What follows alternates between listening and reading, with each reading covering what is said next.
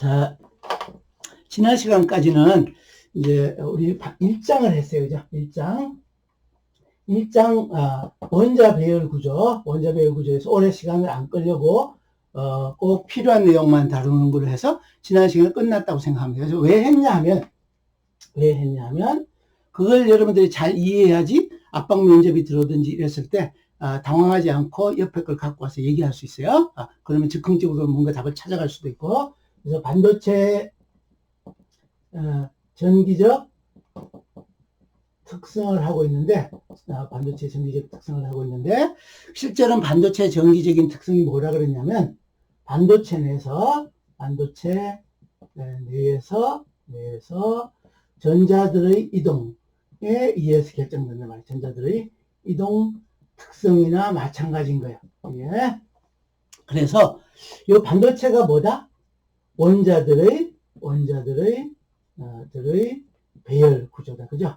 그래서 원자들의 배열을 알아야지 전자들의 이동 특성을 결정하는 원자들이 어떻게 배열되는지 알아야 되니까, 그래서 원자 배열 구조였어요. 그죠? 그래서 조금 더 하나 더 하면, 그래서 뭘 하냐면, 우리가 이런 대상체가 있는데, 이게 반도체예요. 그죠? 이런 반도체가 있는데, 여기에다 전압을 이렇게 인가하면, 지금도 혹이라도 출석 체크 끝났다고 딴점 피지 말고 진짜로 스스로 관리 잘하세요. 온라인 강의를 듣는 여러분들, 연속으로 2년을 듣는 여러분들이 가장 경쟁력이 없을 수도 있어요. 그 이전의 선배들, 이후엔 이제 코로나가 끝난 다음에 강의를 듣는 후배들하고 같이 경쟁해야 될 수도 있어. 그때 가장 불리한 학년이 지금 3학년이에요. 중요한 과목을 하는 2학년, 3학년 훈련 받을 때 여러분들 지금 그런 과정이 있어. 이거 조심할 것. 여기 전압 V가 있고요. 여기 이제 전류 I가 있어요. 그래서 뭘 보는가 하면, 전압이 인가됐을 때 전류 I가 어떻게 되는지를 보고 있어.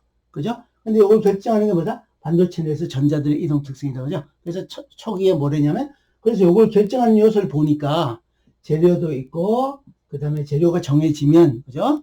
소자를 설계하는데 구조 설계를 한단 말이에요. 그죠? 수평 구조 설계를 하고, 수평 구조. 이것도 여러분들이 나중에 자기소개서 했을 때 종합 설계를 안 했더라도 수업을 우리가 이런 형태로 해서 내가 문제 해결 능력이 있고 설계 능력이 있다고 얘기하는 게 좋은 주제로 쓸 수 있는 내용이에요, 지금. 이제 수평 구조라 하면 뭐예요? 전류하고 나란한 방향, 평행한 방향의 구조가 있다, 그죠? 그 다음에 뭐가 있다? 수직 구조도 있다, 그죠? 수직 구조인데, 일반적으로 수직 구조는 전류가 흐르는 방향에 수직인 단면적 그랬어요, 그죠? 수직 단면적.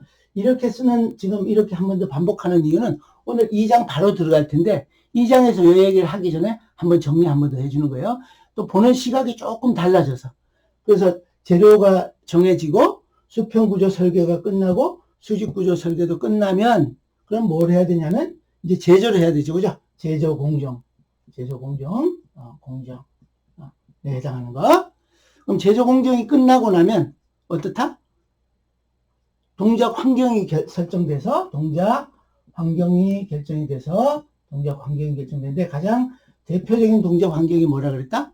온도, 동작 온도라 그랬어요. 그죠? 동작 온도는 절대 온도 가지고 나타낸다 그랬고, 그 다음에 최종적으로 이제 바이어스가 걸리는데, 요것도 바이어스지만, 바이어스가 중첩해서 걸릴 수도 있단 말이에요. 전압이 걸려 있는데, 광소자인 경우에는 빛도 쪼여질 수도 있고, 그죠? 빛이 나오는 경우도 있을 수 있지만, 또 뭔가 하면, 압력이 가해질 수도 있고, 가스가 들어올 수도 있고, 가스 센서 같은 경우는 여러분들이 지금 그런 센서도 만드는 걸 지금 염두에 두고 하는 거예요. 그래서 이렇게 가는 중이에요, 이렇게. 그래서, 그럼 여기서 가장 첫 번째가 뭐다? 요 재료에 관한 얘기를 최소한 하려고 원자들의 배열 구조를 해서, 앞으로는 어떤 걸 염두에 두고 하겠다 그랬다? 주기적 원자 배열 구조를 기본적으로 하고, 주기 구조에서 벗어나는 경우, 주기적 원자 배열 구조를 뭐라 그랬다? 단일 결정 또는 단결정, 싱글 크리스탈이라 그랬다, 그죠? 그래서 좀 벗어나는 게 뭐가 있겠다? 다결정 또는 폴리크리스탈 얘기했고, 또 비정질이라는 얘기가 있는데, 요 두 개는 요거를 한 다음에 요거의 특성에서 조금 벗어났고, 얘는 많이 벗어났고, 이런 형태로 해석을 하기로 했어요, 그죠? 그래서 여기까지 했어요. 실리콘은 무슨 구조다? 다이아몬드 구조인데 머릿속에 형상화돼서 요런 형태로 돼 있다 하는 거 했고, 원자 밀도도 얘기했고, 또 최적도 얘기했고, 방향 표시하는 방법도 얘기했고, 면을 표시하는 방법, 구하는 방법까지 다 끝났어요. 그죠? 그래서 핵심은 다 건드렸어요. 1장에서 다뤄야 되는데 뒤에 가서 필요하네요. 단 하나 안 했다 그러면 역공간에 대한 얘기를 살짝 뺐는데 그건 필요한 시점에 가서 적절하게 얘기를 할게요. 그래서 이제 오늘 들어갈 내용은 오늘 할 수업 내용이에요. 이거를 기반으로 머릿속에 갖고 있어야 돼. 비록 우리가 나중에 디스플레이를 구현하든지 또는 플래시 메모리를 구현할 때는 단결정 말고 비정지는 경우를 다뤄야 될 수도 있고 폴리크리스탈에 해당하는 다결정을 다뤄야 될 수도 있는데 그때는 이 특성을 잘 알기만 하면 나머지는 여기서부터 조금 벗어나든지 많이 벗어나든지로 해석하면 된다 이렇게 알고 있으면 돼요. 그래서 그렇게 진행하는 중이라. 그래서 이제 오늘은 뭘 할 건가 하면 2장 할 거예요. 2장인데 2장의 핵심 내용은 텍스트북 2장 잘 정리되어 있으니까 텍스트북까지 공부하세요. 2장은 양자역학 기초 같은 거예요. 양자역학 기초인데 뭐라고 부제같이 서술어가 붙어 있냐면 반도체 특성 이해를 위한이에요. 반도체 특성 이해를 위한 이렇게 돼 있는 것이 여러분들 서술어로 붙어 있다고 생각하면 돼요. 근데 이제 우리는 공학을 하는 사람이에요. 그죠? 최종적으로는 제품을 만들어서 우리가 실용적으로 활용하는 단계에 와 있는 거예요. 재료과도 있고 뭐 물리과도 있는데 이제 물리과에서 물리학과에서 하는 양자역학을 지금 다루고자 하는 건 아니야. 우리는 어디? 전자공학에서 반도체를 하는 거에 필요한 내용인데 그래도 물리과에서 막 수식만 기호만 가지고 다루는 것보다는 거기서 배운 것보다 훨씬 이해도가 높도록 가르쳐 줄 거니까 집중해서 왜 그렇게 하는지를 잘 알아서 따라서 해요. 그래서 양자역학 기초인데 양자를 하면 양자역학은 영어로 퀀텀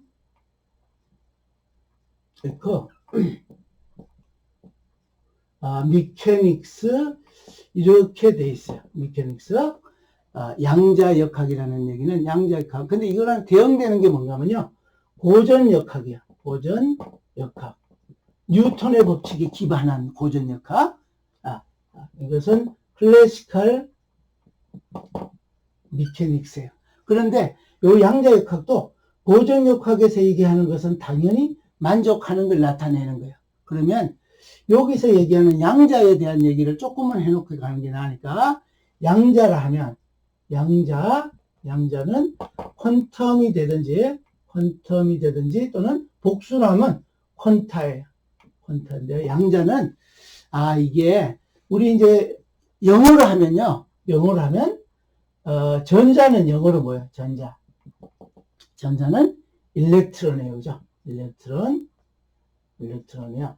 근데 양자 여기서 얘기하는 양자의 한자하고 여기서 얘기하는 양성자가 되든지 이런 의미에서 양의 전화를 띈 거하고는 조금 다른데 얘는 포지트론 같이 생각하면 돼요. 포지트론. 끝에 론 이렇게 나오면 입자 같은 어떤 의미다. 어떤 알갱이 같은 의미다. 생각하면 돼요. 또 여러분들 광자가 있어요. 그죠? 광자. 빛 알갱이 같은 거예요. 빛 알갱이. 아직까지 양자를 덜 갔는데 광자는 뭔가 하면 영어로 뭘 같아요. 여러분들 광자. 뭐라고 배웠어요? 우리는 영어도 하고 다 해야 되는 거예요. 우리끼리 옹기종기 모여서 할 거면 최소한 공부하고 여러분들 반도체 쉽다 그러고 그냥 널널하게 놀면서 해도 되는데 우리 나가서 경쟁해야 돼. 나가서 이겨야 되는 거예요. 그죠? 우리 학교는 반도체는 아주 잘하는 걸로 돼 있어. 전국에서 경쟁이 있는 걸로 돼 있어. 교육을 잘 받고 있는 거라고 생각하면 돼. 광자는 포톤이에요. 포톤. 그 다음에 또 있어요. 광알갱이 이렇게 생각하면 돼요. 빛이 알갱이처럼 카운트가 되는 것 같은 거예요. 빛이 세다는 얘기는 빛알갱이가 많다. 많이 쏟아져 내려온다 이런 거예요. 이거 말고 또 있어요. 좀 영어로는 비슷한데 포논이라고 하는 것이 있어요. 포논. 포톤이고 포논이에요. 그죠? 포토그래피 그러면 여러분들 뭐 사진이든지 이렇게 되는 거니까 연상해서 하면 돼요. 포논은 진동자라고 얘기하는 거예요. 진동자. 일정한 주파수를 가지고 진동하고 있는 것을 포논이라 그래요. 진동자라고 얘기하면 돼요. 이제 이런 것들이 전부 다 우리가 형상화할 수 있는 범위에 있는 조금 그런 느낌이 있는 건데, 가장 뚜렷하게 되어 있는 건 얘는 마이너스 1.6 곱하기 10의 마이너스 19성 쿨롱의 전하를 띠고 있는 이런 입자. 이거는 우리가 많이 이렇게 느낄 수 있는 거예요. 그죠? 요거는 뭐냐면 플러스 Q 같은 거고, 요거는 그렇게 표시되지 않은 거예요. 일단은, 그럼 양자는 뭔가면, 요네들 전체를 다 양자에 속하는 거라고 생각하면 되는 거예요. 퀀텀이라, 퀀텀 미케니즘. 그럼 뭔가면, 양자 같은 것은 일종의 가상적 입자라고 생각해도 좋아요. 실체가 있으면 실체인 거를 입자로 봐도 좋고요. 우리가 실체가 안 보이는 거면 가상적인 입자로 봐도 돼요. 그러면 그 가상적인 입자는 가장 가상적인 입자로 보는 거에 중요하게 우리가 쓰이는 것들은 뭔가 하면 파동이에요. 우리가 대체로 어떤 대상체가 있으면 입자라는 것이 있고, 실제 입자, 이거는 실제 입자에 해당하는 거, 뭐 흑알갱이, 뭐 모래알갱이 이런 것들 포함해서 전자도 그런 것 같이 느껴도 좋아요. 그 다음에 이거 말고 파동이 있어요. 파동은 우리가 실체가 알갱이로 있다고 생각하지 않잖아요. 그죠? 파동이에요. 웨이브라고 얘기해요. 얘는 영어로 파티클이고, 혹 지금 집중이 안 되면 안 돼요. 지금 이거를 전체 결과를 설명해 주는 거기 때문에 지금 잘 따라와야 돼. 집중해서 메모도 하고, 여기 칠판에 적히는 게 다가 아닌 거예요, 여러분들. 혹이라도 이것도 얘기하고 합시다. 칠판에 적히는 거하고 똑같이 옮겨서 나 필기 잘했다 하는 거는 속기사가 할 얘기고, 우리는 내가 칠판에 적지 못하고 말로 하는 내용들이 많이 있으니까 그 중에서 칠판에 적히지 않은 것들이 있으면 갖다 여러분들이 노트에 붙이는 일을 하는 게 필기 잘하는 거예요. 요거는 웨이브예요. 웨이브. 그러면 요런 거에 속하는 것들이 여러 가지가 있는데, 이제 요게 여기 있는 대로 광자나 또는 진동자 같은 것이 최종적으로 파동에 속하는 거고요. 여기 전자, 양성자 같은 이런 것들은 일종의 여기 입자라고 생각하면 돼. 그러면 이제 양자를 다루는 것은 지금 얘기한 대로 양자는 가상적인 입자인데, 무슨 용도로 쓰는가 하면 어떤 물리적 현상을 해석하는데 편리한 일종의 도구 같은 거예요. 예를 들면 이런 거죠. 내가 입자가 있는데, 입자 가지고 뭘 풀기는 너무 어려워. 문제를 고전역학으로. 그러면 뉴턴의 1법칙, 2법칙, 3법칙 여러분들 아는 대로 그냥 간단하게 그렇게 얘기하면, 이게 고전역학 가지고 푸는 게 쉬울 때도 있지만 어려울 때도 있어요. 그죠? 근데 그런 경우야. 고전역학으로 풀기 어려운 경우에는 양자역학이라는 걸로 해서, 예를 들면 입자라고 얘기하는 것을 대신에 파동으로 생각하든지 해서 해석하는 방법을 다르게 하면 그 해석이 아주 편리할 때가 있는 거예요. 그래서 내가 얘기를 하기를, 양자라는 것은 뭔가 하면 내가 지금 가상적인 어떤 입자로 대응시켜서 또는 파동으로 대응시켜서 물리적인 현상을 해석하는데 편리하게 사용하는 일종의 도구 같은 거라고 생각하는데, 우리는 물리를 하는 건데 아주 근원을 따지는 뭐 아인슈타인이나 뭐 이런 분들이 하는 정도가 되고 싶은 사람들은 물리과를 전과해서 하면 돼요. 좀 과격한데, 그래서 여러분들이 우리는 공학을 하는 거니까 우리 선배들이 학문의 선배가 됐던 뭐 이런 분들이 이루어 놓은 거를 잘 활용하는 입장으로 가면 돼. 혹이라도 그런 정도의 업적을 낼 거면 순수과학자가 돼야 되는 거지. 우리는 그 잘 만들어진 걸 응용하는 거예요. 전자기학도 그런 범주에 속하는 거고, 반도체도 양자역학 기반한 걸 쓰는 거예요. 그래서 이제 뭔가 하면 양자라는 것은 가상적인 입자인데 어떻게 보냐면, 그래서 양자역학의 가장 기본은 뭔가 하면, 양자역학의 가장 기본이 뭐가 되는가 하면, 첫 번째 기반은 뭔가 하면 고전역학 법칙을 다 만족하는, 고전역학 법칙을 만족한다는 얘기는 또 다르게 얘기하면, 기반이 고전역학의 있는 거라고 생각하면 돼. 떡미리 얘기한다, 그죠? 여러분들, 우리는 뭐 한다? 지금 전자공학 응용하는 거예요, 그죠? 1년 동안 양자역학 배울 걸 2주 정도에 걸쳐서 해야 되는 거니까 길게 깊숙하게 안 다루고 엑기스 갖고 와서 아주 실용적인 얘기를 해요. 근데 이런 내가 얘기하는 형태로 뭔가 소술되어 있는 뜻도 잘 없어. 그러니까 그래도 믿고 따라오면 돼. 그래서 기반은 고전역학 법칙도 잘 만족하는 거야. 그 다음에 더 중요한 건 뭐냐면 입자라고 우리가 머릿속에 알고 있는 것을 이거는 파동으로 생각해도 좋다. 이거 파동으로 생각해서 이때 사용하는 개념이 양자라는 개념으로 써서 그냥 해석하면 되는 거예요. 또 더 중요한 것은 내가 파동이 있다, 그죠? 파동이 있으면 이 파동을 입자로 해석하는 과정. 이것도 당연히 양자화하는 것 같은 거예요. 양자화하는 것 같은 거. 이렇게 해서 입자를 파동을 입자로 마음대로 편리하게 왔다 갔다 하면서 변환해서 쓸 수 있는 거를 기반으로 하는 가장 핵심이에요. 그래서 뭐라 그러냐면 요거를 묶어서 양자역학의 기본은 입자와 파동의 이중성이라는 거예요. 이중성. 그 얘기는 뭔가 내가 편한 대로 입자를 파동으로 보고 싶으면 그의 규칙을 정한 걸 가지고 파동으로 해석하면 되고, 파동인 거는 이걸 다루기가 어려워 그러면 입자로 대응시켜서 하면 되는 거예요. 대응시켜서 그때 사용되는 개념이 얘기한 대로 양자 또는 퀀텀이라고 생각하고, 그렇게 해서 문제를 푸는 것을 양자역학이라고 생각하면 돼요. 그래서 지금 현재는 뭘 하려고 그러냐면 반도체 특성 이해를 위한 양자역학을 하려고 그래. 양자역학을. 그럼 어떻게 할 거냐? 지금부터 또 전체 밑그림을 그리고 할 거예요. 여러분들이 또 이렇게 생각하면 돼요. 나랑 전자기학을 같이 공부했던 사람은 조금 감을 잡은 사람도 있겠지만, 챕터가 바뀌거나 큰 주제가 바뀌면요, 전체 그림을 그려주는 일을 해서 여러분들이 이해도를 높이기 위해서 전체 그림을 그려주는데 그때 시간이 좀 써요. 그러니까 오늘은 양자역학 기초를 시작하는 과정이라서 전체 밑그림 그려주는 일을 할 거니까 그 밑그림에 기반해서 왜 지금 이렇게 달려가는지를 잘 이해하고 따라오면 어려워 보이는 구간도 쉽게 넘어갈 수 있든지, 또 이해가 어려워 보이는 것도 쉽게 이해할 수 있어요. 그러니까 그걸 염두에 두고 따라오세요. 자, 그래서 그걸 하려고, 그런 거에 같은 얘기를 하려고 요런 얘기도 정해놨어요. 이런 얘기.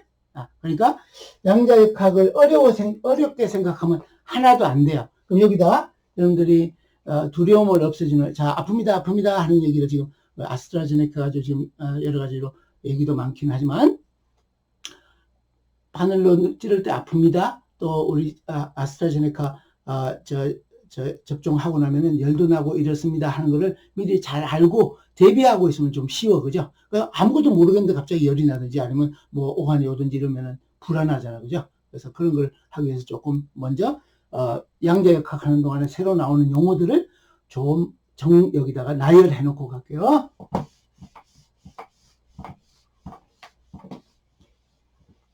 자, 양자역학에서 나오는 용어들에서 가장 처음에 두려움에 뜰 수 있는 용어가 뭔가 하면 슈레딩거의 파동 방정식이라는 거예요.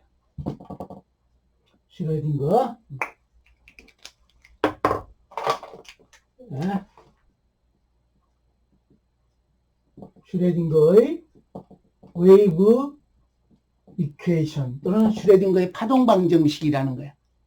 슈레딩거의 파동 방정식. 이거는 최종 목적은 뭔가 하면요.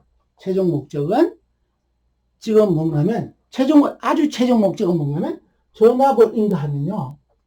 전류 I가 어떻게 되는지를 보려고 그러는 거예요. 최종 목적은, 그죠? 그런데 그 중간에 뭘 하냐면, 그 중간에 여기 이제 반도체에다 전압을 주면 실제로 전자 입장에서 보면 뭔가 하면 전자의 에너지를 바꾸는 중인 거예요. 에너지. 얘는 에너지예요. 에너지를 바꿔주면, 요 에너지 바꿔줌에 따라서 전자의 수라고 할게요. 수하고 전자의 이동 속도가 어떻게 바뀌는지를 보려고 하는 거예요.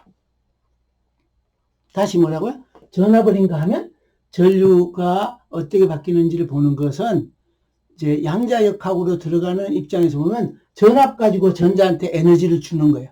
에너지를 주면 그때 전자가 이제 이동을 하는데 전자 숫자가 많은지 적은지도 전류의 결정 요소이고 얼마나 빨리 이동하는지도 결정 요소예요. 그래서 최종적으로 요걸 보려 그래요. 요거를.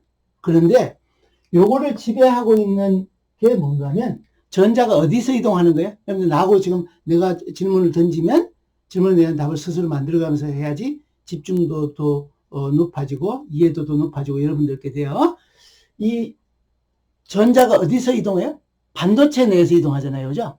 반도체 내에서 이동하는데 반도체 내에서 이동하는데 요거는 반도체는 뭐랬냐면 핵들이 쫙 주기적으로 양의 전하를 GQ라는 플러스 GQ라는 양의 전하를 띄고 있는 것이고 여기 전자는 어떤 전화인가 하면 음의 전하를 띄고 있어요. 그죠? 마이너스 Q 쿨롬 음의 전하를. 그러면 무슨 일이 생기는가 하면 여기하고 여기 사이에 여기하고 여기 사이에 정전기적 인력이나 반발력이 존재한단 말이에요. 그죠? 정전기적 상호작용이 정전기적 상호작용인데 이 이동하는 전자 입장에서 보면 뭔가 하면 얘가 밀거나 땡기거나 지금 양의 전하 음의 전하라고 그랬으면 땡기는 힘이겠죠. 그죠? 서로 부호가 다르니까 얘가 땡기거나 밀거나 하면 이동하는 것을 방해하는 요소로 작용하는 거예요. 그래서 이게 이렇게 썼지만 실제로 여기 전자 입장에서 보면 얘가 뭔가 하면 정전기적인 에너지 장벽 내에서 이동을 해서 이동이 자유스럽지 못한 거예요. 정전기적 에너지 장벽이 형성이 돼서 그럼 정전기적 에너지 장벽을 기호를 뭐를 쓸 건가 하면 포텐셜 에너지라고 해서 EP라고 쓸 거예요. EP. 그럼 EP는 위치에 따라서 바뀌는 거. 원자 배열 구조가 재료마다 다 다르니까 그죠? 원자 배열 구조가 달라지면 달라져서 좀 더 일반화하면 벡터를 써서 위치에 따라 다르다 이렇게 쓰는데 우리는 원자 배열을 1차원 구조 가지고 예를 들면 이해하는 과정에서는 실제 내부는 다이아몬드 구조로 3차원 구조지만 1차원 표기를 좀 해서 내가 이렇게 쓸 거예요. 아, X축 방향으로 얘기를 하고 있다. 이렇게 해서 이런 형태를 쓰는 얘기를 할 거예요. 그러면 이런 거예요. 내가 외부에서 전압 가지고 에너지를 바꿔주면 이게 전자가 몇 개나 생기고 얼마나 이동하는가 하는 것을 결정하는데 여기 제한하고 있는 녀석이 뭐가 있는가 하면 뭐에서 이동해서? 반도체 내에서 이동하기 때문에 에너지 장벽이라는 것이 있는 공간에서 이동을 해야 되는 거예요. 그러니까 내가 요 전자의 에너지를 주면 요거의 통제를 받으면서 이렇게 이동하는 결과라서 요걸 해야 돼. 요거를. 그러면 이렇다 그랬어요. 그죠? 반도체 내에서 전자가 이동하는데 이게 정전기적 에너지 장벽으로 작용한다 그랬다. 그죠? 그러면 여기다 하나 더 가면 우리가 주기구조인 경우에 그죠? 주기구조인 경우에는 그럼 뭐란 얘기요? 원자 배열이 주기적이라는 얘기는 정전기적 에너지 장벽도 어떻단 말이에요? 주기적으로 계속 바뀌고 있단 말이에요. 그죠? 주기적 에너지 장벽이라서 장벽 내에서 이동한단 말이에요. 이게 요 함수가 주기적인 함수란 말이에요. 주기적인 함수. 이런 데서 이동하는 특성을 구해야 되는 거니까 굉장히 복잡해요, 사실. 경계 조건을 따져야 되고 막 여러 가지로. 그래서 이제 자 여기 잠깐 빠져나와서 지우고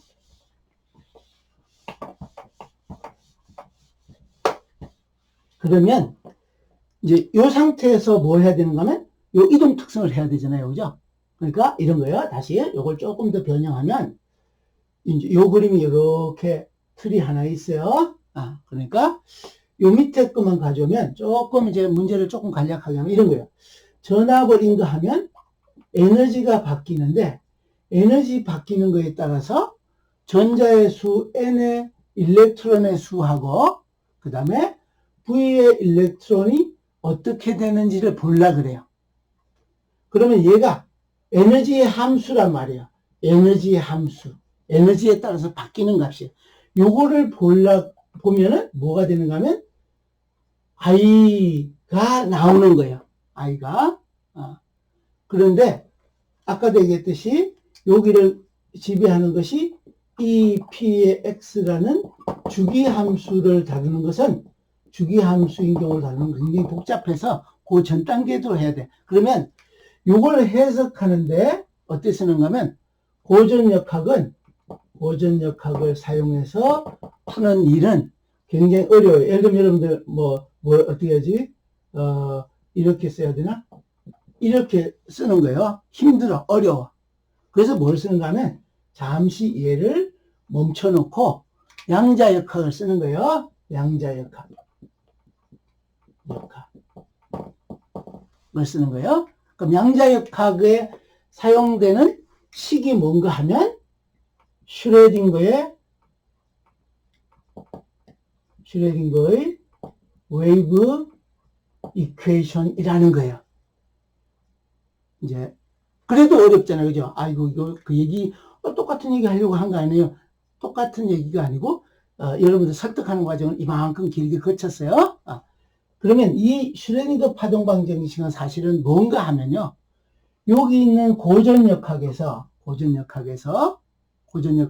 아까 뭐랬냐면 비록 우리가 양자역학이라는 것을 사용하지만 고전역학에서 얘기하는 법칙들이 다 만족되도록 간다 그랬잖아요, 그죠? 그럼 제일 좋은 방법은 이런 양자역학 해석하는 과정에 뭐를 기반으로 한 뭔가를 만드는 게 좋은가 하면 고전역학에서 기반한 걸 만들어 가지고 사용하면 좋단 말이에요, 그죠? 그게 뭔가 하면 요게 슈레딩거 방정식이 뭔가 하면 에너지 보존 법칙의 변형된 형태라고 이해하면 두려움이 좀 덜어질 거야. 에너지 보존 법칙의 변형된 형태를 요 슈레딩거 파동 방정식이에요. 그럼 에너지 보존 법칙은 뭐예요, 여러분들? 토탈 에너지는, 그죠? 토탈 에너지는 어때요? 일정한데, 그죠? 일정한데 전자한테 에너지를 주면 그 전자 에너지는 일정한데 뭐의 합인가 하면 여러분들 고전역학에서 에너지 보존 법칙이 뭐의 합이에요? 운동 에너지하고 위치 에너지예요, 그죠? 그러니까 위치 에너지가 여기 있어요. 그 다음에 더하기를 운동 에너지가 있어요. 그런데 왜 칸을 여기다 띄워놨냐면 요 EP가 요 EP예요. 뭐다? 에너지에 따라서 얘가 바뀌고 있는 거야. 위치에 따라서 바뀌고 있어요. 그럼 당연히 이건 보존되니까 요 EK도 당연히 어떨 거예요, 여러분들? 운동 에너지도 위치에 따라 바뀌는 거죠.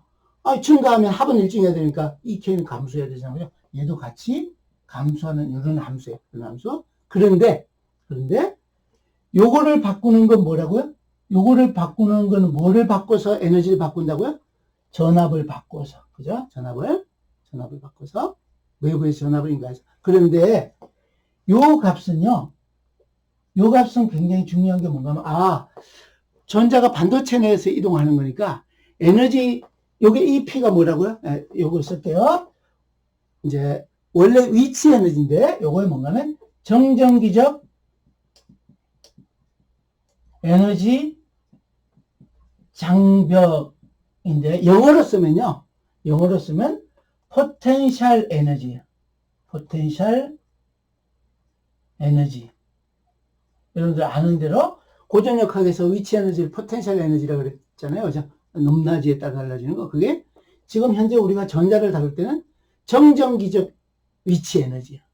에너지 장벽이라고 생각하면 돼. 그래서 여기에 굳이 붙이면 일렉트로스태틱이라는 것이 앞에 생략되어 있다고 생각하면 정전기적 에너지 장벽이에요.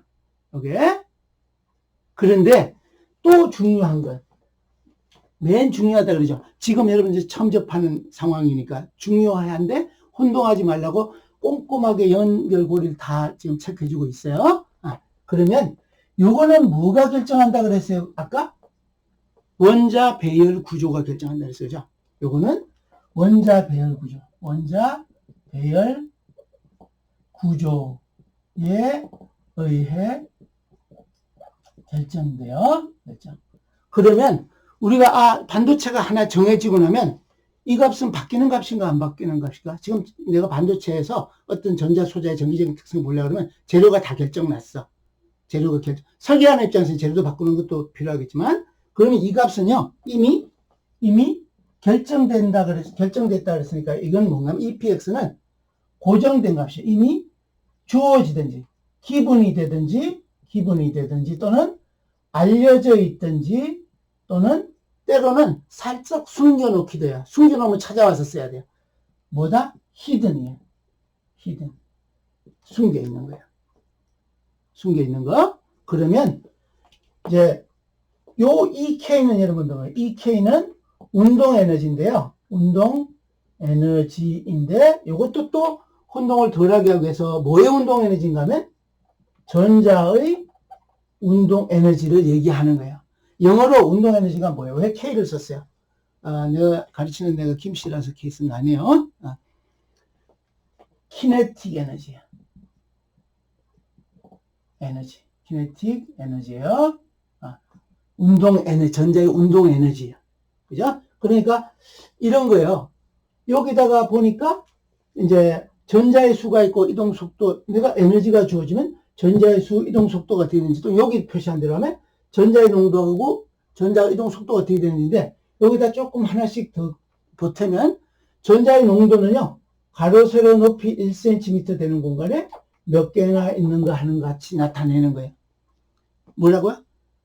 환산하기를. 실제는 그만큼 큰 거 안 쓰는데, 가로 1cm, 세로 1cm, 높이 1cm는 뭐를 염두에 두고 환산하라고요? 주사위 정도 크기. 주사위도 여러 개가 있는데, 우리가 뭐 많이 보는, 가장 많이 보는 문방구에서 파는 그런 조그만한 주사위 얘기하는 거예요. 장난감 큰 거 말고, 어디 뭐, 텔레비 오락 프로그램에 나오는 큰 그런 거 말고, 얘는요, 요거는 전자의 농도이고요. 얘는 전자의 이동 속도를 얘기하는 거예요. 얘는 1초 동안에 몇 센티미터나 이동하는가 하는 것을 나타내는 거예요. 자, 여러분들 지금 내 강의가 익숙하지 않은 사람도 있을 텐데, 지금 이런 스타일로 따라오는 게 응용력이나 이해력이나 좋아져요. 어떻게 보면 말이 많은 것 같이 돼 있어요. 그죠? 그런데 이런 과정을 거치면 어떤 질문이 들어와도 해석을 즉석에서 만들어서 답을 할 수 있는 형태가 돼요. 그러니까 이렇게 잘 적응하세요. 이제 요게 이동 속도예요. 그러면 무슨 얘기를 하려고 그랬냐면, 우리가 알고 있길 여러분들, 여기 운동 에너지 EK라고 하는 것은 뭔가 하면, 이게 위치에 따라서 바뀐다고 얘기하고 있다. 그죠? 위치에 따라서 바뀐다고 얘기하고 있다. 그죠? 왜 위치에 따라서 바뀌는 거예요? 요 정전기 에너지 장비 위치에 따라 바뀌기 때문에. 또 뭐도 바뀌어주냐면, 내가 얘를 바꾸면 뭐를 바꿈을 통해서 외부의 인간 전압을 바꾸는 걸 통해서 에너지를 바꾸면 얘는 바뀌어야 안 바뀌어요. EPX는. 얘는 안 바뀌어요. 그죠? 그럼 뭐가 바뀐다는 얘기요? 얘가 바뀐단 말이에요. 얘가. 그러면 여러분들 알고 있는 대로 운동 에너지는 어떻게 배웠냐면, 운동 에너지식 알죠? 그죠? 뭐 알아요? 2분의 mv 제곱 모르는 사람 없잖아요. 그죠? 얘는 2분의 1 mv의 제곱 이렇게 돼 있어요. 그죠? mv 제곱. 그런데 요게 이 k가 위치에 따라서 바뀐다는 얘기는 이렇게 위치에 따라 바뀐다고 그래도 좋은데, 이렇게 쓰기보다는 어떻게 쓰는 게 편한가 하면, 지금 내가 언급한 대로 에너지를 내가 전압 가지고 에너지를 바꿔주면 이동 속도가 어떻게 바뀌는지 보는 시각으로 살짝 여기서 이렇게 선언해놨단 말이에요. 그죠? 전압 가지고 바꿔주는 걸로. 그럼 이런 거예요. 이거를 바꿔서, 전압을 바꿔서 에너지를 바꾸면 요것도 바뀌고 요것도 바뀌지만, 지금 현재 상태에서는 어떤 거 바뀌는 걸 좀 더 염두에 두겠다는 얘기하면 V가 바뀌는 거. 요것도 다룰 거예요. 요것도 같이 연동해서 붙잡고 가고 있는 중에 속에는. 그런데 요거를 어떻게 보겠다는 얘기인가 하면 EK가 2분의 1 M에다가 전자의 질량이 M이에요. 에다가 V의 에너지에 따라서 바뀌는 요 정도가 어떤지 이렇게 보겠단 말이에요. 이렇게 그죠? 그럼 뭐예요? 아까 내가 얘기하기를 전압을 바꿔서 전자의 에너지를 바꿔주면 EK가 바뀐다 그랬으니까 이게 바뀌는 중이에요. 그러면 뭐가 바뀌는? 전자의 질량은 바뀌어요? 안 바뀌어요? 안 바뀌는 거잖아요. 그죠? 그럼 뭐가 바뀐다는 얘기는 얘가 바뀌는 거예요. VE가. 자, 그러면 E가 바뀌면 VE가 어떻게 바뀌는지 하는 것을 뭐가 결정한다? 요 전압도 결정하지만 뭐가 딱 붙잡고 제한하는 요소가 하나 더 있다? 요게 있단 말이에요. 그죠? 그렇게 가는 중이야, 이게. 그러니까 다시 슈레딩거 파동 방정식 얘기하려고 하는데, 그럼 슈레딩거 파동 방정식이 첫 번째 뜻은 뭔가 하면 뭐다? 에너지 보존 법칙의 변형된 형태라 그랬는데, 요 식을 변형해서 만드는 거예요. 요 식을. 요게 에너지 보존 법칙이에요. 그죠? 규칙을 가지고 바꿔요. 요걸 에너지 보존 법칙을 변형해서 쓰는데, 그러면 용도는 요게 이제 1번이고요. 그러면 슈레딩거 파동 방정식에 그걸 사용하는 것은 어떤 용도로 쓰는가 하면, 전자한테 에너지를 주면 V가 어떻게 되는지를 구하는 데 쓰는 거예요. 에너지가 주면 V를 구하는데 사용. V라는 건 뭐예요? 사실은 이동 특성을 구하는데 사용한다는 뜻인 거예요. 알겠죠? 이동 특성을 구하는데, 그럼 에너지에 따른 이동 특성인데 뭐가 역시 또 제한되어 있다? 원자 배열 또는 재료에 따라서 결정되어 있는 게 고정되어 있는 상태에서 전자한테 에너지를 주면 V가 어떻게 되는지를 구하는 데 사용하는 거예요. 뭐가? 슈레딩거 파동 방정식. 그러면 이걸 그림으로 나타내면 이제 형태는 이렇다 그랬는데 어떤 뜻인가 하면 이런 거예요. 내가 에너지를 바꿔가면 V가 어떻게 되는지 요거를 찾는 용도로 쓰겠다는 얘기예요. 이걸 그림으로 나타내면 이거예요. 뭐 한다고? 뭐가? 슈레딩거 파동 방정식이 요거 에너지를 주면 여기도 제한 요소 뭐가 있다? 원자 배열 구조에 의해서 결정되는 요 EP가 있으면 EP가 있는 상태에서 V가 어떻게 되는지 보는 거예요.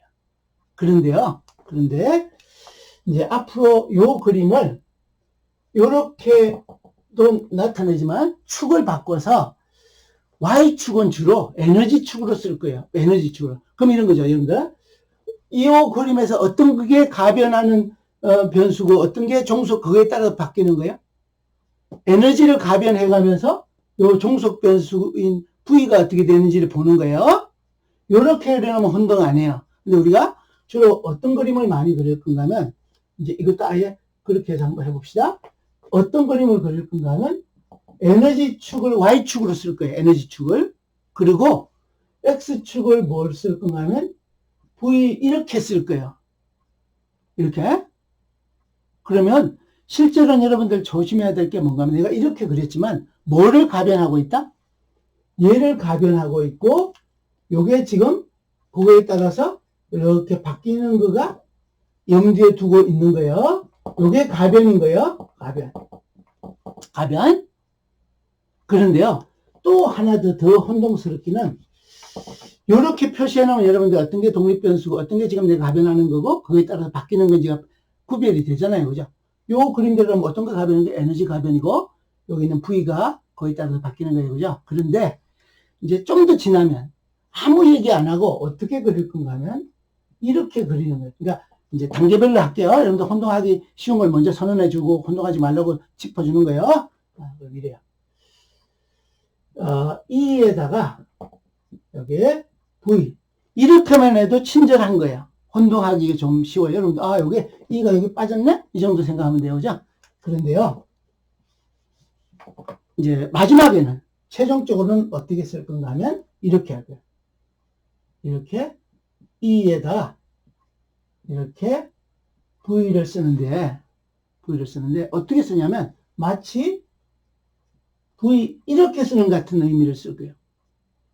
근데 또 이렇게 쓰진 않아서 내가 괄호를 이렇게 만들어 놓을 텐데, 요런 거하고 개념을 비슷하게 공간이 부족하네요. 막. 이거 내가 지금 컴퓨터에서 하니까 이렇게 톡 잡아가지고 쫙 당겨 올리면 손 안 돼도 되는데 새로 그려야 될 것 같아. 그죠? 그럼 요거 지우고, 요거 왜 그렇게 했는지 여러분들한테 순차적으로 설명했다. 그죠? 요것도 지워요. 요거 왼쪽으로 가요. 그러면 나중에는 이런 그림을 그릴 거예요. 어떤 걸 그릴 건가 하면, 여기가 에너지 축이고요. 여기를 K라는 걸 그릴 거예요. K. 그런데 아까부터 계속 얘기한 대로 이제 얘가 실제로 뭐에 따라 바뀌는 거다? 에너지에 따라 바뀌는 거예요. 그죠? 에너지에 따라. 그런데요. 요 K하고 V하고는 굉장히 밀접한 관계가 있어서 K는 V에 비례하고 또는 V는 K에 비례해요. 그럼 비례한다는 얘기는 비례상수만 반영하면 된다는 얘기잖아요. 그죠? 그럼 무슨 얘기인가 하면 요렇게 알고 싶은데 요게 최종 목표인데 실제로는 요거죠. 요게 최종 목표인데 어떤 그림을 그릴 건가 하면 요런 그림을 그릴 거예요. 요런 그림을. 그러면 여러분들 잘 생각해야 돼요. 요렇게 E하고 K라고만 표시하면 그래도 덜 혼동스러워요. 뭐가 바뀌는 거다? 뭐를 가변하는 거다? 에너지 가변하면서 요걸 가변하는 거예요. 요게 가변되는 거예요. 변하는 거예요. 종속해서. 그런데 이렇게 쓰는 일이 많을 거예요. 여기다가 K 이렇게 쓰더라도 요게 지금 여기 같은 거예요. 근데 실제로는 뭐를 가변하 이해하는 과정의 중간에 과정을 이해하면 이렇게 그려놨지만 실제로는 뭘 가변시키는 거다? 얘 가변시키면서 얘가 변하는 걸 보는 건데 때로는 이렇게 표시하는 경우가 많고 책에도 그렇게 표시하는 부분이 대부분이란 말이에요. 그죠? 그 대신 원래는 뭐다? 이게 아니라 이제 원래대로라면 이렇게 되는 거예요. E에다가 K에 E 이렇게 되는 것인 것을 잘 알고 있을 것. 요렇게 가려고 해요. 그럼 요걸 얻는 과정에 지금 얘기한 대로 내가 뭐냐면 E에 따라서 V가 어떻게 되는지를 보는 일이 여기다 한 덧칠을 더하면 어떤 뜻인가 하면 E에 따라서 뭐가 바뀌는 거야?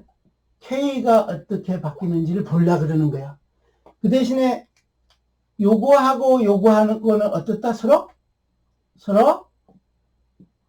비례한다 그랬어요. 그렇죠? 비례. 그러니까 V의 E는 K의 E에 비례하든지 K의 E는 V의 E에 비례하도록 적용해서 쓰려고 준비하는 거예요. 그런 과정에 그러니까 내가 얘기하기를 요거 구하는 거에 쓰는 방정식이 뭐라고요? 슈레딩거 방정식. 그죠? 그런데 이제 하나 더 하면 그럼 뭔가 하면 슈레딩거 파동 방정식은 에너지 보존 법칙의 변형된 형태인데 용도는 여기에 에너지에 따라서 이동하는 속도를 구하는 거예요. 근데 이렇게 썼지만 여기는 얘도 정보가 같이 들어있어요. 전자들이 얼마나 많이 있는지도 정보가 같이 들어있어요. 정보가. 그런데 하나 더 하면 그럼 뭐냐 이런 거요. 이제 돈을 매길까요? 요게 1번이었고 요게 2번이었고 2번이 좀 길었죠. 그죠? 그럼 3번은 뭐냐면 여기다 쓸까요? 3번은 뭐로 보냐면 전자 입자인 지금까지는 주로 입자라고 얘기하는 전자기가 달린다 이동한다 이런 거 대신에 전자를 뭐로 보냐면 파동으로 본 거예요. 파동으로. 웨이브로. 그죠? 웨이브로. 그러면 전자를 파동으로 해석하는 과정이에요. 우리는 대상이 지금 현재 뭐 양자에 속하는 게 입자도 전자도 있고 양성자도 있고 또 뭐 포톤도 있고 포논도 있고 이랬잖아요. 그죠? 근데 우리가 지금 현재 대상은 요 전자야. 전자를 뭐로 해석하는 거? 파동으로 해석하는 거. 그래서 일반적으로 이제 네 번째라 그럴까? 참고는 뭐냐면 우리가 양자역학이라는 것은 양자역학이라는 것은 어렵게 왔다고 생각하고 어렵다고 생각했지만 마지막으로는 뭐라고 생각하면 뭔가 하면 입자와 파동의 이중성이라는 얘기는 뭐라고 생각하면 되는가 하면 편리한 대로 입자로도 해석할 수 있고 파동으로 해석할 수 있다는 뜻이다라고 이해하는 게 제일 좋아요. 입자의 특성도 갖고 있고 파동의 특성도 갖고 있다 이러면 물리 쪽으로 가든지 근원으로 가는 거고, 우리는 입자로 해석해도 좋고 편한 대로 파동으로 해석하는 게 편하면 파동으로 해석해도 좋다 이렇게 생각하면 돼요. 그래서 입자 파동의 이중성에 기반한 것이 양자역학이라고 생각하면 돼요. 양자역학. 그래서 이제 뭐라고요? 우리가 지금 첫 번째 들어가서 만들게 되는 슈레딩거 파동방정식은 그런 개념인 거예요. 그런 개념이라는 게 요거 1번, 2번 여기 얘기한 대로 전자를 파동으로 해석하는 과정. 그러면 이렇게 했지만 실제로는 전자이기도 하고 파동이기도 하다고 해석하는 과정이라고 생각하면 되죠. 요게 그거잖아. 입자이기도 하고 파동 이중성이라는 것은 두 가지 성질을 다 갖고 있다 이 의미인데, 우리 이제 공학적인 응용에서는 입자로 해석하는 게 편하면 입자로, 파동으로 해석하는 게 편하면 파동으로 해석해라 이런 뜻이에요. 그런데 그 결과가 고전역학에서 얘기하는 역학, 클래시컬 메커닉스, 뉴턴의 법칙에 기반한 거하고 모순되면 안 되는 건데, 모순이 안 돼도 이미 다 만들어져 있으니까 믿고 가도 돼요. 자, 그럼 이래요. 또 조금 더 가면 이런 거예요. 아까 뭐랬냐면 이 슈레딩거 파동방정식의 용도가 뭐랬냐면 이런 거요. 원래는 에너지에 따라서, 그죠? 에너지에 따라서 V의 E가 실공간 이동이 어떻게, 실공간에서 이동하는 특성이 어떻게 되는지를 보려고 그러는데, 여기에 제한 조건은 뭐가 있어요? EPX가 뭐다? 주어진 상태에서 요걸 보려고 그래요. 그죠? 요걸 보려고 그래요. 그런데 요거를 보는 대신에 뭐를 보겠다고요? 이제 이런 거예요. 요것도 하나 더 그릴게요. 아까 뭐랬냐면 여기다 중간 과정이에요. 중간 과정을 보니까 V의 E라는 것은 K의 E라고 하는 것하고 비례한다 그랬어요. 그죠? 비례한다는 얘기는 뭐예요, 여러분들? 이렇게 직선이란 말이야. 여기는 아직 뭔지 찾아가야 되는 거예요. 그죠? 직선일 수도 있고 직선이 아닐 수도 있고 2차 함수일 수도 있고 3차 함수일 수도 있고 복잡한 함수도 있을 수 있는 거예요. 요걸 찾아가는 중이에요. 그런데 여기에 바로 VE를 안 하고 뭘 한다 그랬냐면 이런 관계를 잘 알고 있으면, 그러니까 무슨 얘기냐면 VE하고 K하고 비례한다는 건 여기다 얘기해 줬다. 그죠? 그러니까 어떻게 보는 일을 하냐면 이렇게 하면 에너지에 따라서 K의 E가 어떻게 되는지를 구하는 거예요. 요렇게. 그럼 뭐예요? 내가 최종 목적은 요거인 건데 실제로는 얘를 구하고 있는 거예요. 얘를 구할 때 뭘 쓴다? 슈레딩거의 웨이브 이퀘이션을 쓴다. 그죠? 이거를. 그럼 요걸 구하면 어떻게 하면 돼? 이거 알면 요거 아는 건 식은죽 먹기죠. 왜요? V하고 K하고는 비례 관계니까. 그죠? 자, 그러면 여기서 조금 더 갈게요. 그럼 뭔가 하면 V하고 E하고 K하고 비례한다 그랬는데 어떻게 비례하면 이래요? 우리가 운동량이라는 걸 배웠어요. 여기에 아까 2분의 1 mv 제곱 그랬는데요. 여러분들이 공간이 남아있나 모르겠는데 이거 지울게요.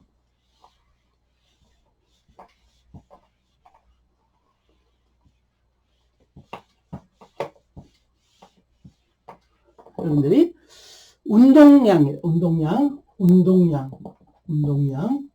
영어로 뭐예요? 모멘텀이라고 얘기하는 거예요. 그죠? 모멘텀이라고 얘기하는 거예요. 모멘텀. 운동량은 일반적으로 뭐라고 나타내는가 하면 기호를 P로 나타내. P. 그죠? P로 나타내. 그런데 P가 어떤 단위인지는 여러분들 새로 따져서 보면 돼요. 이런 거예요. 운동량은 P인데 P는 고전역학에서 여러분들 뭐라고 그랬어요? P는 M 곱하기 V 이렇게 돼 있잖아요. 그죠? M 곱하기 V. 그럼 단위 알지, 사실은. 킬로그램에다가 메타 퍼 세컨 이렇게 얘는 킬로그램 요게 그 다음에 메타 퍼 세컨 이렇게 돼 있는 거잖아 그죠? 킬로그램 메타는 여러분들 무슨 단위하고도 같은 힘에다가 거리 곱한 거 에너지 단위잖아 그죠? 에너지 단위 그죠? 얘는 킬로그램 F 곱하기 이동한 거리 하면요 걔가 에너지란 말이에요 그죠? 사실 얘는 줄 퍼 세크 같은 것이 돼요. 비슷한가요? 맞나요? 힘에다가 아니지 힘이 이렇게 하지 맙시다. 킬로그램 메타 퍼 세컨드 놔둡시다. 이렇게 돼요. 그런데요 얘는 P는 M분인데 지금 에너지의 정도는 살짝 빼놨어요. 그런데 운동량이 이렇게 되는데 요게 고전역학이라고 생각해요. 고전역학이 이렇게 되는데 어떻게 만들었는가 하면 양자역학에서는 P가 양자역학에서는 아직 K 얘기 안 했는데요. 여기 K라는 거 아직 얘기 안 했다 그죠? K라는 거를 남겨놨는데 K에다가 비례상수만 이렇게 만들었어요. 운동량이 K에 비례하도록 만들었어요. 아직 K 얘기 안 했어요. 근데 K는 미리 얘기하면 조금만 얘기하면 K는 단위가 길이의 역수예요. 미터의 역수, 거리의 역수 또는 길이의 역수 이렇게 돼요. 그러면 이렇게 됐으니까 이렇든 받은 거죠. K에다가 P를 봤더니 이렇게 비례상수란 말이에요. 그죠? 열심히 계산했더니 그 비례상수인 기울기가 뭔가 하면 플랑크 상수인 거예요. 그 플랑크가 만들었겠죠. 플랑크 상수라고 만들었으니까 얘가 기울기가 H 나누기 2파이 또는 H 바라고 얘기한 거예요. 여러분들은 어렵죠, 그죠? 처음 듣는 거니까 당연히 어렵지. 그 대신에 줄기를 쭉 지금 얘기하는 걸 잘 기억하고 나중에 복습하면서 하면은 어쩌면 가장 잘 정리된 양자역학 접근법이에요. 요렇게 돼요. 그러면 요거를 어떻게 한다는 얘기인가 하면 이렇게 돼 있는 것을 P 이퀄 K에다가 H바라고 H바 요게 H가 플랑크 상수예요. 플랑크 상수고 그 다음에 요 H바가 reduced 플랑크 상수예요. 양자역학에서 나온 상수예요. 플랑크의 무슨 실험 뭐 이런 것들에서 온 거예요. 자, 그래서 요렇게 만들어 놓으니까 고전역학으로 하면 이런데 양자역학으로 해석하면 요 값이 되는 거예요. 그럼 무슨 얘기예요? M하고 V가 H바하고 K 곱한 거하고 같다는 얘기예요. 그럼 이런 거죠. 얘가 E의 의존도를 갖고 있으면 얘도 에너지 의존도 갖고 있는 건 당연한데 그럼 어떻게 된다? 내가 여기서 에너지에 따라서 K가 어떻게 되는지 알면 V는 어떻게 하면 된단 말이에요? V의 E는 K의 E에다가 뭐만 하면 돼요? H바 나누기 M을 H바에다가 M으로 나눠서 조금 전에 구해놓은 KE를 그대로 갖고 와서 쓰면 된단 말이에요. 요 얘기가 요거예요. 그럼 여러분 요 기울기가 뭐란 말이에요? 기울기 이꼴 H바 나누기 M 이런 뜻이에요. 그죠? 그러니까 요거 구해놓으면 요 상관관계를 써서 이렇게 변환하는 건 쉽죠. 그죠? 그렇게 해서 해석하는 데 쓰는 것이 슈레딩거 파동 방정식이에요. 다시 어렵죠. 그죠? 슈레딩거 파동 방정식은 뭐를 편리하게 내가 변형해서 만들었어요? 에너지 보존 법칙. 그래서 그 얘기만 지금부터 할 거예요. 그럼 이것도 이렇게요. 자, 여기에 이제 요 그림을 뭐라 그러는가 하면 EK 관계도라 그래요. EK 관계도. 그러니까 우리가 2장 양자역학 기초, 반도체를 위한 양자역학 기초를 다루는 동안에 뭘 할 건가 하면 EK 관계도 구하는 일만 부지런히 할 거예요. 그 뭘 구할 수 있기 때문에 E에 대해서 K가 어떻게 변하는지를 구하면 그게 E에 대해서 V가 어떻게 되는지 정보를 다 갖고 있으니까 그렇게 된 거예요. 그런데 이것도 조금만 더 할까요? 그러면 내가 지난번부터 무슨 얘기를 했는가 하면 이제 시간 축상에서 어떤 응답 특성을 해석할 때 어려워서 어디로 보낸다고 했냐면 F의 S로 라플라스 변환해서 여기 사용하는 변환이 뭐다? 라플라스 변환하는 방정식이에요. 라플라스 변환하는 거. 그러니까 FT를 FS로 보내서 시간 축상에서 이런 함수가 있다고 하죠. 시간 축상에서 FT가 어떻게 되는지에 대한 얘기를 하는 거를 어디서 보는가 하면 S 이퀄 J 오메가라고 하는 축에서 FS가 어떻게 변하는지를 보는 일을 먼저 해서 요걸 한다면 이렇게 가는 일이 더 쉬운 거예요. 요걸 계산하는 게. 그럼 이렇게 가는 거나 이렇게 오는 것이 함수를 통해서 연결되어 있는데 그 함수가 뭐다? 라플라스 변환 또는 라플라스 역변환이야. 시간에서 해석하기 어려운 걸 주파수 도메인으로 보내는 거. 그래서 뭐라고 생각하면 되는가 하면 여러분들도 그럼 슈레딩거 파동 방정식이 뭐냐? 그림을 그리면 내가 에너지 축상에서 V가 어떻게 변하는지를 구하고 싶어요. 근데 이게 어려워서 어디를 먼저 가냐면 에너지 변화에 따라서 K 값이 어떻게 변하는지 이렇게 먼저 하는 거예요. 이때 사용하는 식이 뭐다? 이렇게 사용하는 식이 슈레딩거의 웨이브 이퀘이션이라는 거라고 생각하면 돼요. 슈레딩거 웨이브 방정식 얘기하려고 그랬는데 그 속에 많은 얘기를 했어요. 엄청난 얘기를. 자, 그러면 이렇게 할 거예요. 이제 기초만 해놓고 다음 시간 보낼 건데, 여러분들 지금부터는 어려우면 어렵다고 하고 목요일 오늘 오후에 저 질문 시간에 질문을 하든가 이렇게 하고 따라와야 돼. 책을 읽으세요. 책에 잘 정리되어 있어. 운동하지 않게. 근데 강의가 더 좋은 강의였어 오늘은. 책보다. 책은 길게 쓰다 보니까 흩어져 있는 얘기가 되어 있습니다. 자, 그러면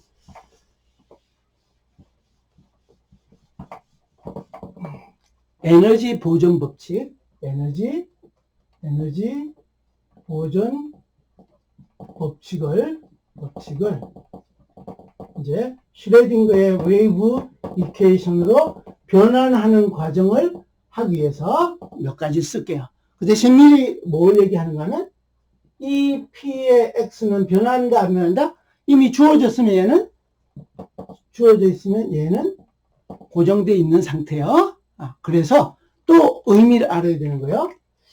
이 슈레딩거 파동 방정식을 뭘 하기 위해서 사용하는 거다? 에너지 변화에 따라서 V가 어떻게 변하는지를 보는 건데 V 대신에 뭐를 본다? K가 어떻게 변하는지를 보려고 그러는 거예요. K를 다른 말로는 전파 상수라고 해요. 전파 상수.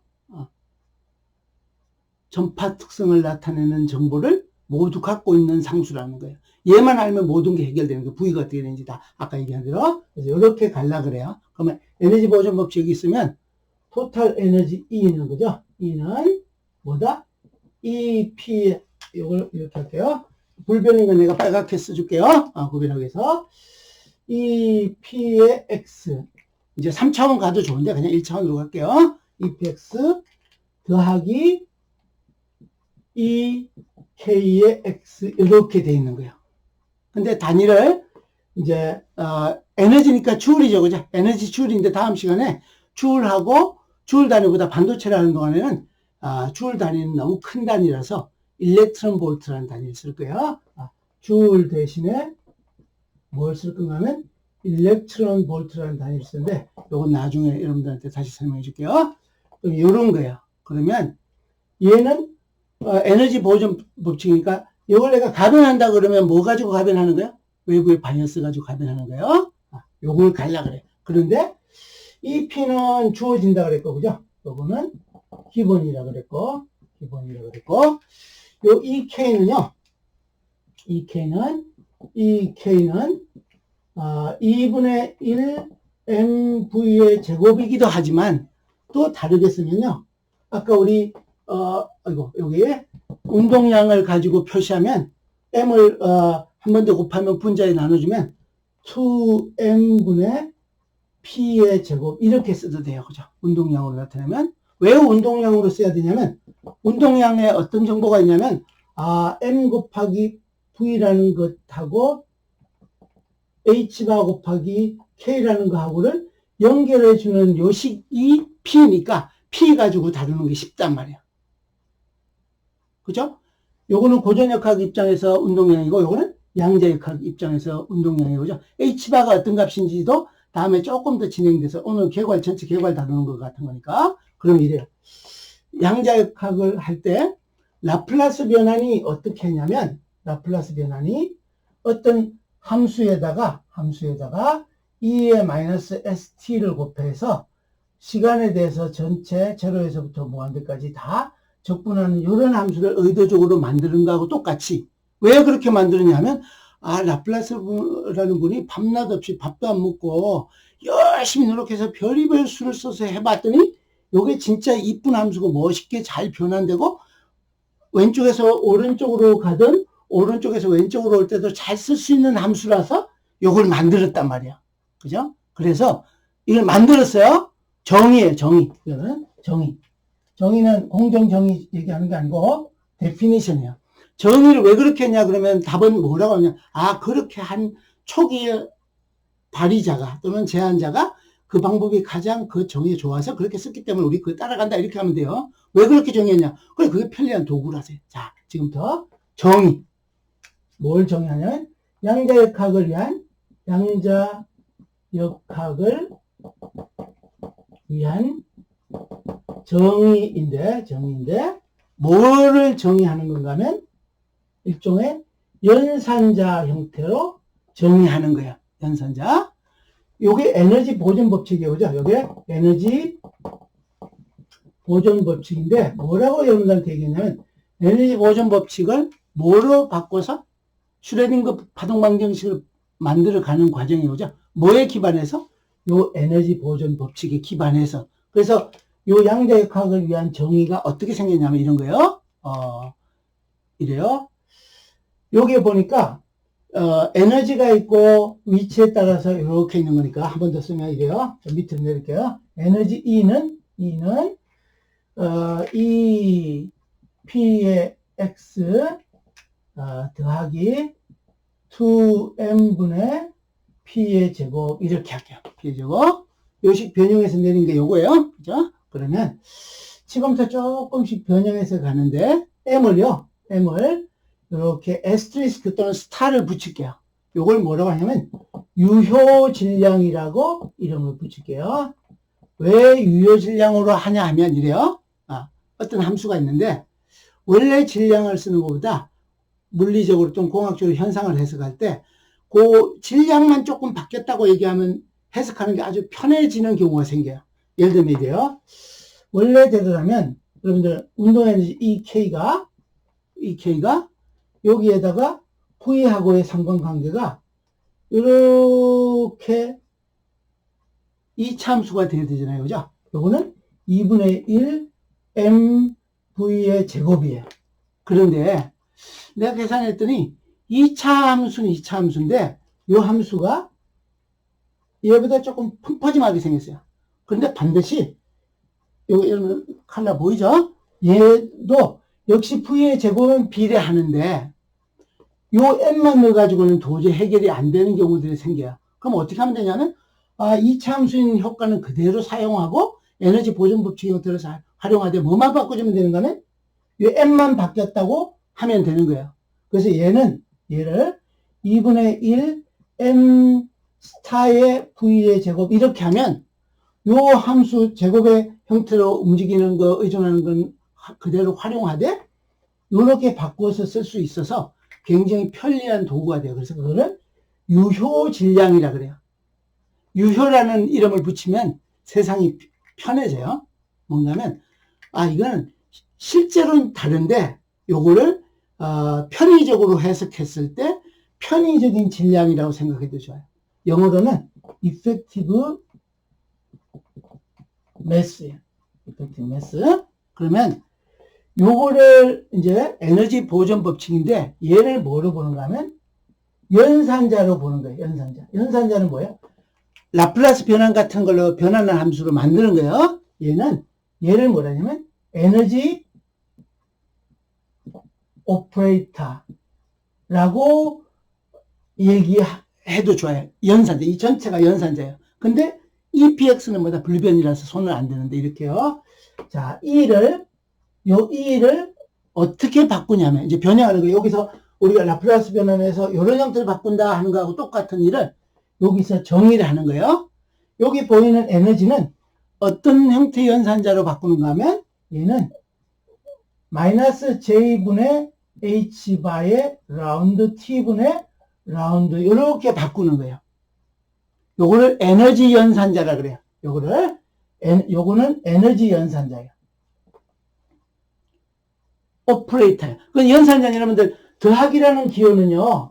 여러분들 더하기라는 기호는 자체적으로는 의미가 없어요. 그죠? 어때요? 여기 앞에 1 더하기 2가 되든지 어떤 대상에다 적용해야 되는 거니까 요 연산자는 자기 자신으로서는 아무 의미가 없을 수도 있어요. 그죠? 어디에 적용된다? 어디인가 적용돼야 돼요. 그죠? 그 다음에 또 다른 하나는 모멘텀 오퍼레이터. 옆에다 쓸게요. 두 번째는 모멘텀 오퍼레이터 또는 요거는 운동량 연산자예요. 그러면 여기에 뭐가 보이냐면 P가 보이잖아요. 그죠? 그럼 P는 어떻게 정의냐면 P는 요것도 정의예요. 정의는 내가 삼각형 붙일게요. 책에는 3개를 나란히 쓴 걸로 되어 있는데 이렇게든지 이렇게 쓰면 이건 약속이다 정의다. 왜 그렇게 했냐? 그래 이전에 했던 분들 수고해서 잘 만들어놓은 규칙이야 생각하면 돼요. 30초 내에 끝낼게요. 모멘텀 오퍼레이터는 뭔가 하면 얘는 플러스 J분의 H바의 라운드 X분의 라운드 이렇게 되는 거예요. 얘는 시간에 대한 연산자고 얘는 공간에 대한 연산자인 거예요. 알겠죠? 그럼 여러분들이 아직 H바 단위도 내가 언급하지 않고 여기 했어서 요까지 해놓고 그러면 요 두 개 연산자 정의했으면 끝난 거예요. 다 끝났어요. 근데 뭔가 하면 좀 전에 내가 뭐랬냐면 연산자는 스스로는 아무 역할을 못해요. 그죠? 어디에나 적용해야 돼요. 그죠? 이거의 적용 대상이 뭔가 하면 적용 대상이 파동 함수라는 거예요. 파동 함수. 근데 그 파동 함수는 기어로 psi, y자를 심벌 대문자로 바꾸면 그리스 문자로 psi가 나와요. 얘가 시간에 따라서 공간에 따라서 다 의존하는 이런 함수가 되는 거예요. 그러니까 여기 요 전체 적용 대상은 뭐다? 파동 함수예요. 파동 함수. 요 속에 이렇게 해서 풀면 뭐가 들어있는가 하면 에너지에 따라서 K가 어떻게 되는지 정보를 구할 수 있는 거예요. 이렇게 변형하면 요 변형한 다 결과가 뭔가 하면 슈레딩거의 웨이브 이퀘이션이에요. 이퀘이션.